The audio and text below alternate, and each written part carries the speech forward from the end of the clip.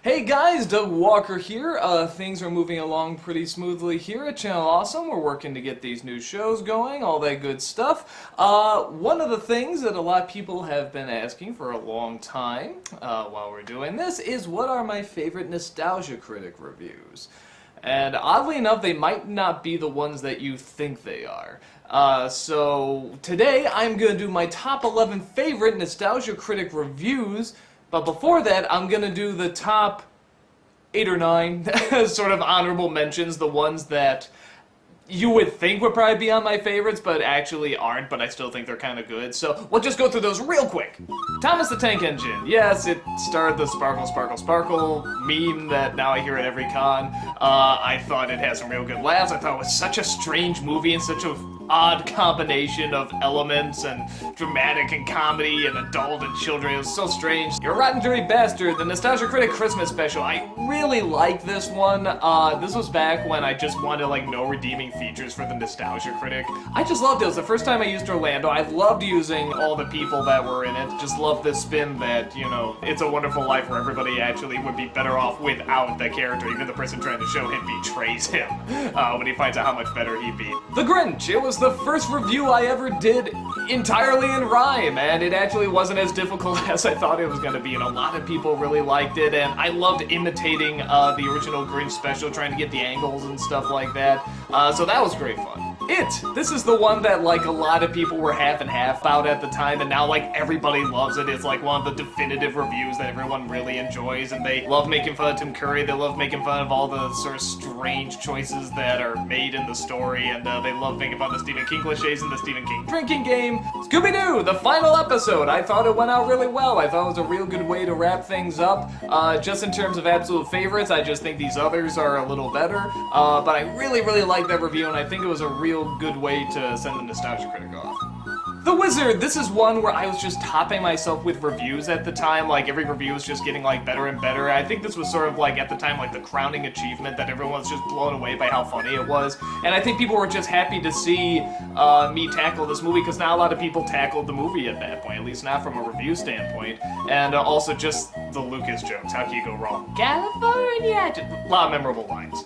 The Room, believe it or not, this isn't one of my all-time favorite episodes. I think it's really good. I like how it turned out, and I love working around how I go back in time to make it nostalgic, or forward in time to make it nostalgic. Like I said, I just like these other ones better. And the final runner-up is Batman and Robin. Yes, this is actually not one of my favorites. I think it's actually kind of overrated, believe it or not. I mean, if you like it, great, you know, and there are some good jokes in it. I'm not saying it's at all bad.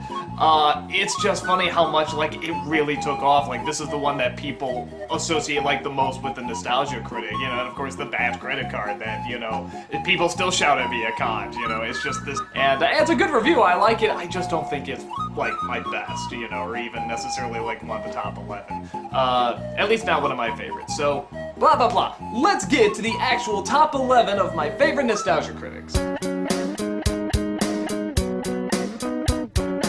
Number 11.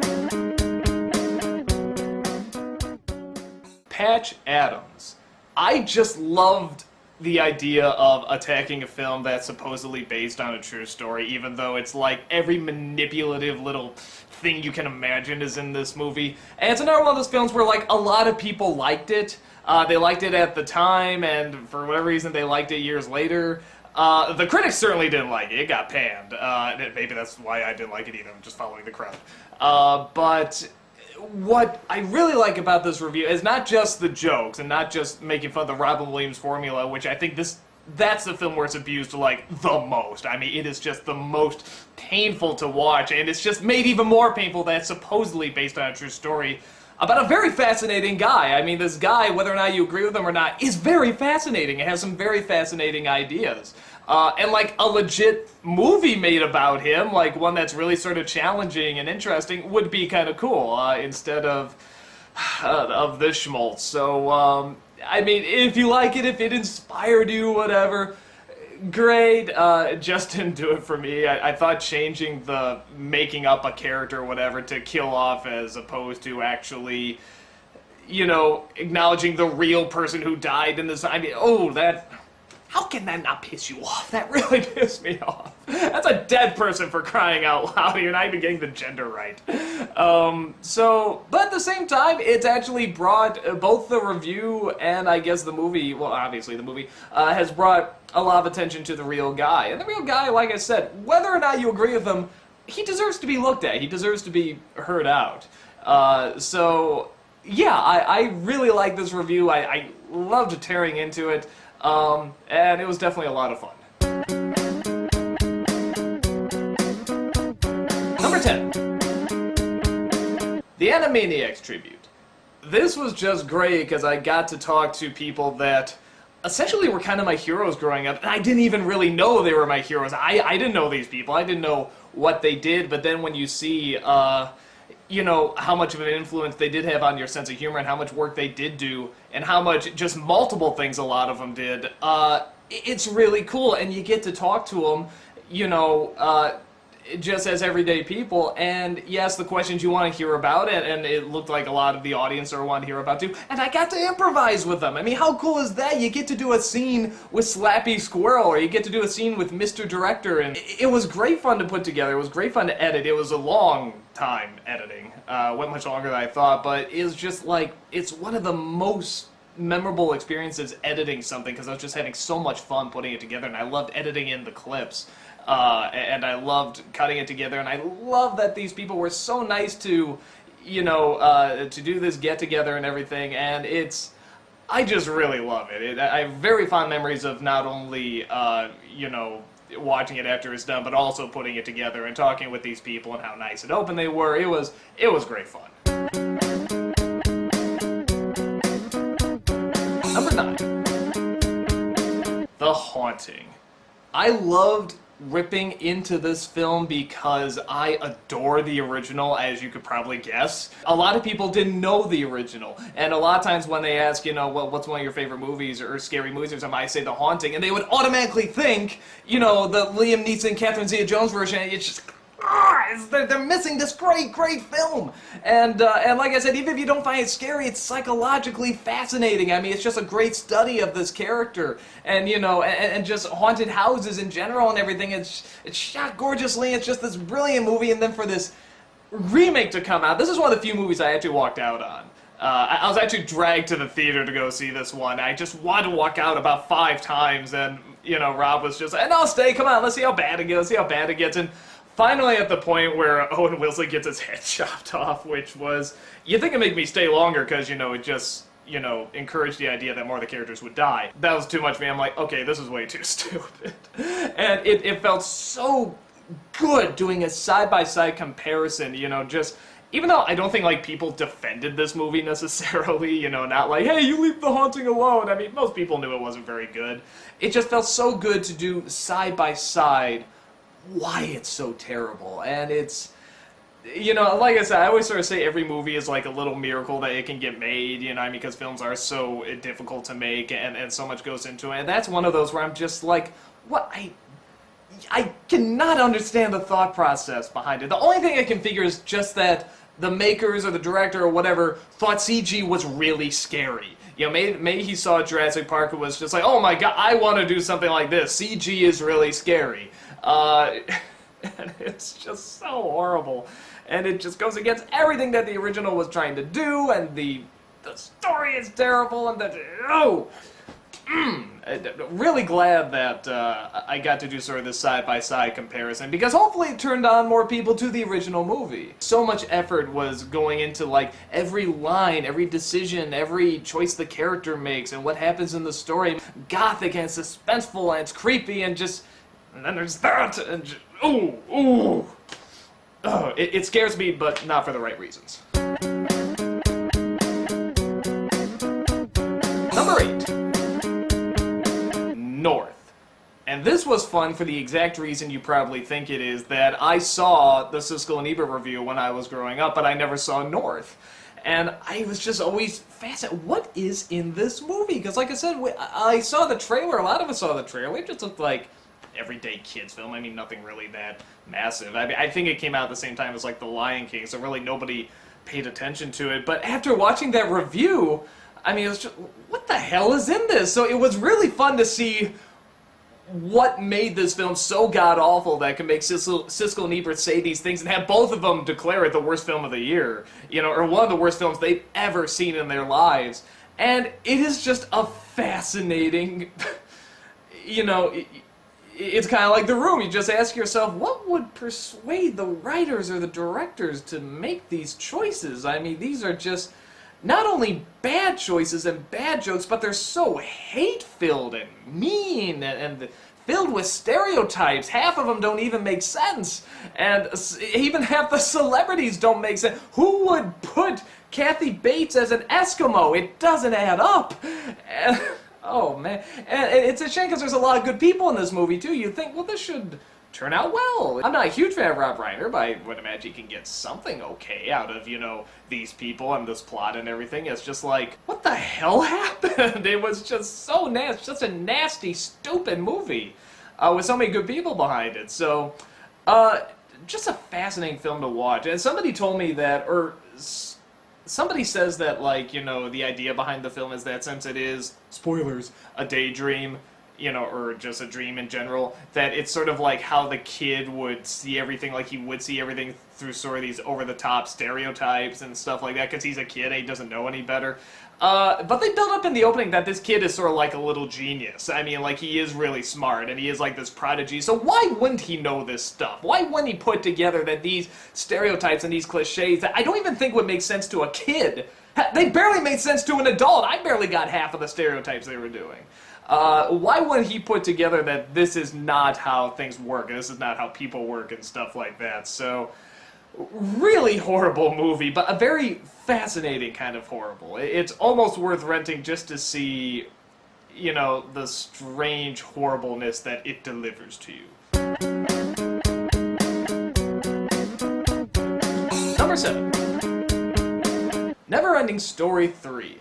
I kind of shot myself in the foot with this because I clearly did the best one first during sequel month, and everyone sort of thought it was going to be like Secret of NIMH 2, and I kind of thought it was too, but Neverending Story 3 was so bizarrely horrible and intriguingly fascinating that it's just, you couldn't turn away. I mean, this is another one of those movies where it's like, rent the movie, because I couldn't tackle, you know, everything that was so strange and odd about that film. There's so many other scenes, there's so many other moments that don't add up or are so odd or are so strange, and they deserve to be seen. They deserve to, you know, be recognized and witnessed. It just turned out some really great jokes. It turned out some great visuals. I still love, there's, you know, one or two gifs out there of my jaw dropping to the ground. I mean, I love that. Nobody sees it coming. It gets a big laugh. And yeah, like I said, a lot of it just comes from the fascination of how beautifully horrible that movie is. Especially, I mean, it's like I already did one bad sequel, the second one, and then to have one that's even worse and just goes even deeper into, you know, betraying what the original was. And I love the original. I think the original is just a great movie, and it's smart, and it's inventive, and it's got some great ideas, it's got some great fantasy, and it doesn't treat kids like little morons. It actually, you know, sort of respects them and challenges them while still being entertaining. And then you got 3, which does the exact opposite of everything I said. It does treat them like little morons, and it doesn't respect them, and but does it in such a creative way. So it's hard to, it's hard not to enjoy it. So yeah, a lot of people were asking me to do, like, the show. I guess there was a show. I'm not, well, obviously the NC instead, but I'm not doing the show because I don't want to sit through all that. It just sounds like a pain. So, yeah, Neverending Story 3 was definitely a lot of fun. It was great fun watching the movie. It was great fun doing the review, too. It was very therapeutic smashing that DVD at the end, too. Number 6. Titanic, the other animated movie. You don't think you're gonna top that in terms of animated Titanic movies. You can't even believe there's a genre of animated Titanic movies, and yet, here's another one with actually better animation, and It's just worse. I mean, you can't comprehend that the one with the rapping dog is actually the better one. I mean, you just... Why throw money at this? How would you get money back for this? I don't comprehend. You know, and these choices, and the octopus comes and puts it back to get the captain makes it down alive, gets the little salute, and they all get married and live happily ever after. Did anyone even die in that movie? I don't know. Did even the bad guy die? You know, why does the Titanic movies keep putting bad guys in their movie? The iceberg is the bad guy, okay? You don't need a villain. It makes no sense. And, oh my god, and it was great to bring back the giant Jägermeister bottle, which I was actually going to eBay originally, but my brother's like, no, hold on to it, you might need it again. And sure enough, the second animated Titanic movie comes out, and, yeah. Here's another reason, because a lot of people were like, there was a spin-off called, I forget what I think it's just called Tentacles or something like that. It sounds like a hentai, right? But everyone was like, why don't you do the spin-off movie? Why don't you do... I think we all know it's not going to be as good as the 2 animated Titanic movies. I can't top that. I can't top magic moonbeam tears that make dolphins talk, and jailer sharks that wear jailer outfits, and that really is one of those you can't believe it exists. I mean, this is like an SNL sketch. And SNL did a sketch where it's like Tiny, the, little Titanic that could, and with Whoopi Goldberg as the iceberg. That movie got it right! They had the iceberg be the villain. And that was just a sketch! It wasn't even a real film, and even they were closer to a historic representation of the Titanic than these 2 pieces of shit. So, oh man. Sorry. Definitely fond memories of that one. Number 5. All the commercial specials. I know, again, it's kind of cheating because it's like 3 episodes in one, but I mean, let's face it. I mean, I know some of you probably look for some spliced version on YouTube where they're just all together, and it was just a great idea. It was a fun idea. It's a weird comparison, but it reminds me of watching, like, the Jackass movies, because I love Jackass. I know it sounds really weird, but I really love, watching the show and watching the movies, and every time it starts to come to the end, you're always sort of like, oh, like, you don't want to stop. You're really enjoying it, and...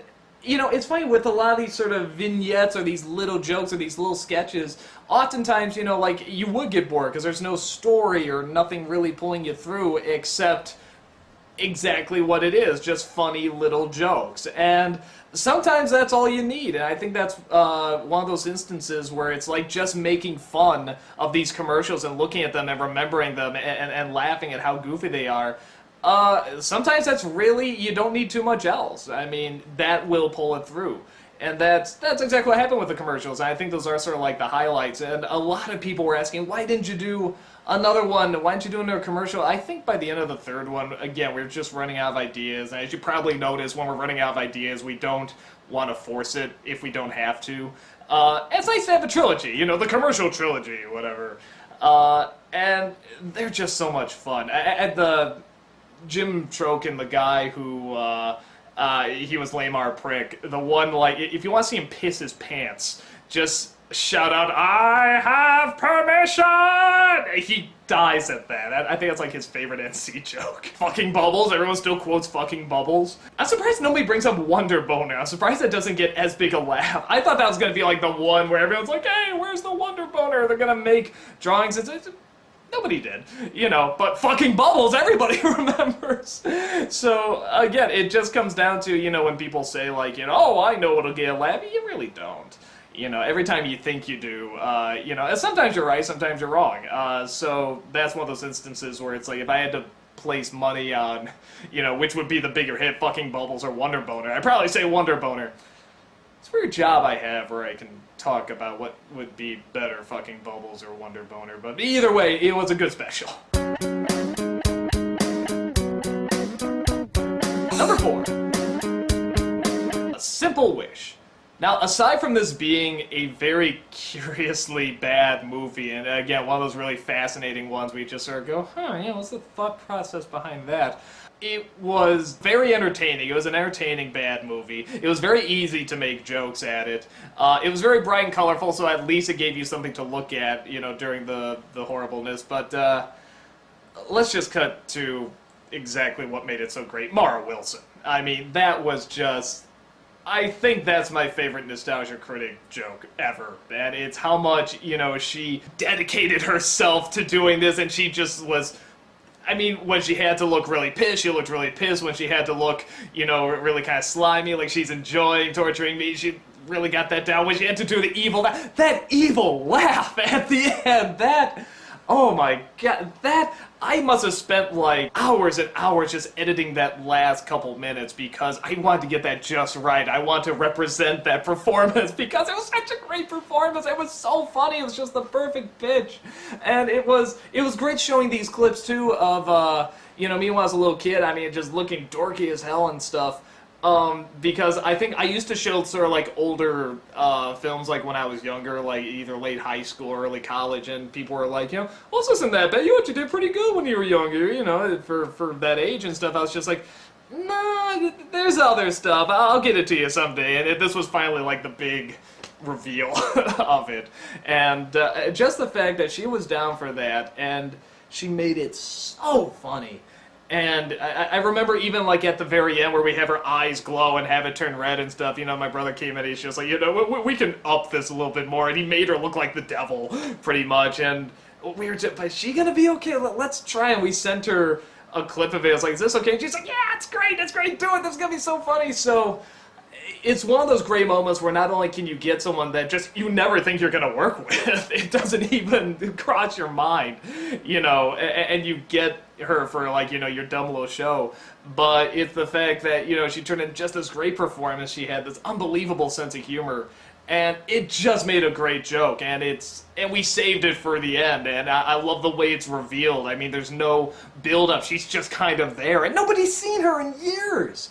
And that's just so cool that just because of humor, just because of a joke, you know, that we can do this and we can actually get her acting, and she's so damn funny. I mean, so it was really great. That's my favorite Nostalgia Critic joke ever. Number 3. The Tom and Jerry movie. This is just one of those reviews, I don't know, I just have really good memories of it. I have good memories of making it, I have good memories of watching it. I loved Tom and Jerry growing up, as you all know, so I mean, it was great to really analyze what was wrong with this film. It sort of seemed like the perfect kind of length to it. It wasn't too long, it wasn't too short. You know, and some parts where people, you know, would probably complain it went too long, like the Shakespeare thing, actually a lot of people really liked.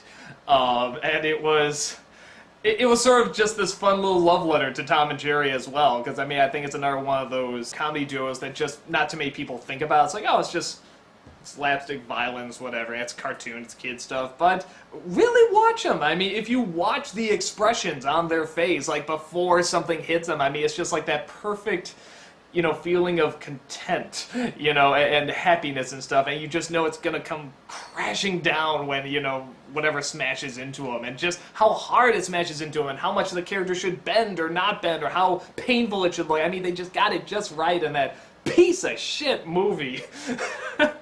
Just having them talk, of course. I mean, I think that was another one I saw the Siskel and Ebert review on. They were just like, and now we're gonna do the Tom and Jerry movie. Here's a clip. And they show a clip of them talking just for a few seconds, and it's like, and you can already see what's wrong with it, can't you? It's like, they're friends, they're getting along, they're talking, it's bright and colorful, it has nothing to do with them fighting each other, and like, waste of time. Next, it was like a really short review. And yeah, again, it's just so fascinating the choices they make in this movie, and just how really, if you took Tom and Jerry out of it, you would never connect any of it to Tom and Jerry. I know it sounds, like, obvious, but I mean, like, you know, the story and the setup, nothing would you ever think, you know, this would connect to Tom and Jerry. So, you know, like I said, that girl comes in, just sort of hijacks the film and makes it her own. I love spit takes, as you can tell, and I think that's probably the best spit take, drinking sangria and eating watermelon at the same time. And I actually had to put plastic wrap over the camera so that when I spit at it, you know, you see it like drizzling down, and it wouldn't get the camera too messy. So great memories of that one, and it's just a real fun movie to do. It turned out to be a really great review. Number 2. Casper. This is one that I just worked my friggin' ass off on. It's another one of those things where going in, you're sort of not aware how hard it's going to be, but because you have that naivete and that passion, that joy of what you're doing, you don't notice, you don't realize how many hours you're wasting on animating this damn thing. But it just turned out so good, and it's the first time that, you know, I've sort of really pushed, you know, what I could do with animation. Not that I've done much, or it's even that phenomenal, but I mean, just to be done in a week, you know, and to have this Casper running around and talking to me and stuff like that, I mean, was just great. And I love to turn Casper into a bad guy, and sort of that Mickey Mouse voice he has and everything, and, oh, aren't you glad you're never going to see that timing joke again? That's what I knew was bad. I knew was terrible, but I didn't care. I just loved torturing people with it. But I think just the way the review went as well was so much fun, and it's an enjoyable movie to make fun of, because it's not like the worst movie. And I think I acknowledge that actually it's not like a god-awful film. You can tell they're really trying. They're trying to give Casper depth. I mean, they're trying to give him, you know, some, adult jokes, and they're trying to give him, you know, like, and they're trying to have actual character to this and make it visually interesting and stuff like that. It just didn't quite pan out, and for me it just kind of turns out awkward at scenes. And I know a lot of people really like that movie, which is why it's important at the end to say, hey, if you like it, great. It's just not for me. But that doesn't mean you can have the Casper character go crazy. And that's another one of those episodes where everyone's like, you know, what do your neighbors think of you running down the street with the Ghostbuster outfit, going, Casper! And I'm like, really? That's the... I go into a con at the end screaming Casper, I get like a crowd of people with me like the Pied Piper, and I end up jumping in a swimming pool swearing that he sees an imaginary ghost. All you're thinking is, what do the neighbors think when I'm running across the street like that? And that was great fun. I didn't tell him what I was going to do either at the con. I was just like, you know, I'm just going to come in and just go with it. Whatever it is, just go with it. Everyone's like, okay, all right, and we just went from there. I am going back to that convention, by the way. Just quick shout out. This year, GMX, I am going back to that this year. So I don't think I'll be jumping in any pools, but I'll do something fun. So that was a really great review. I had a ton of fun doing it, and again, just good memories of that review. Just one of those where you work really, really hard on this animation and editing and making these jokes work, and it really pays off. So I was very, very happy with that. And my number one favorite Nostalgia Critic review is Moulin Rouge. This is probably the one I worked the hardest on and the longest on. And I think it shows. I think it's the funniest, it's the most creative, it has the most cameos. It has cameos of people that were never even in them, like Brentalfloss. It's a musical. People sing in it, people dance in it. There's a lot of fun visuals to look at. The jokes are great. And it's great taking a film that, again, a lot of people really enjoy. And I really can't stand it. I really hate it. But it's fun pointing out why I don't like it. And again, sort of having that message in the end that if you like it, great, you know, enjoy it. You know, there's no problem if we hate it, you know, and nothing says you're wrong, I'm right, there's no book, you know, so it's great that, you know, we could have that message at the end, but still have the critics sort of be a jerk. You know, and Brentalfloss, thank God he comes back to life, and Baby Jesus too. I don't know how he pulled that off. Flying out to New York and doing it there, and you know, and doing the filming and seeing Brent's, but Brent's one of those people, like, as soon as I saw him on YouTube, when he was just starting out, I'm just like, oh my god, I want to work with this guy. I want to do something with this guy. And so when we finally started calling and talking with each other and stuff, I mean, it was just great to get that going. And it was great to get Lindsay's team in on it too. It was great to look around New York. It was great to, you know, shoot around the green screen and do the songs and everything. And it took several months to do. I mean, that's like the longest review I've ever worked on. You know, while I'd be doing other reviews, you know, I'd sort of be working on this on the side, and Brent would sort of be working on the songs on the side and stuff, and we'd sort of be singing on the side. And it just turned out so good. And I think it's one of the few ones where it's like the cameos, like every cameo hit. Nobody was like, yeah, that was a pointless cameo. Yeah, that did. It's like, no, everyone got a laugh. And that just is so great, especially at the point where I think we were sort of abusing the cameos. But that one, it just seemed like everyone was necessary and everyone got a big laugh. Probably because they were so quick. You know, it's just for a joke and then they're gone.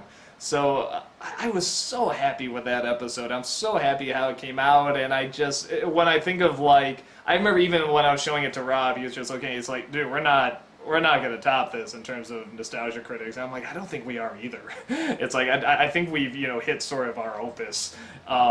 And that's at the point, too, where we're just like, you know, maybe we should start wrapping it. And we're like, yeah, I know, we're not going to top it. We're not going to do any better, so let's start wrapping it up. And with that said, it is wrapped up. It's been such a great ride, and everyone's been so supportive. I mean, even just people posting these videos saying how much they're going to miss the NC, but how they're looking forward to the new stuff we're going to do.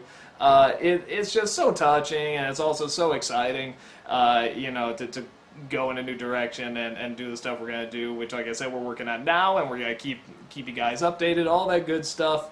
So, yeah, guys, thanks for supporting the Nostalgia Critic as long as you have, and it's just been, there's not even words. It's still so hard to believe I've done this for like 4 to 5 years, you know, before the site started, just doing it on YouTube as a hobby. It's like, now it's like, you know, people are crying that he's gone. It's just, it's so surreal, and it's so cool, and just you guys really made that happen, and you make me feel like top of the world when you do that and you show that support. So I hope we can, you know, continue to give you guys good stuff. Like I said, we're going to keep you updated. We're going to keep doing videos like this too until we get the new shows going, and we're, like I said, we're very anxious and very excited, and good stuff's coming, man. So thanks again, and take care.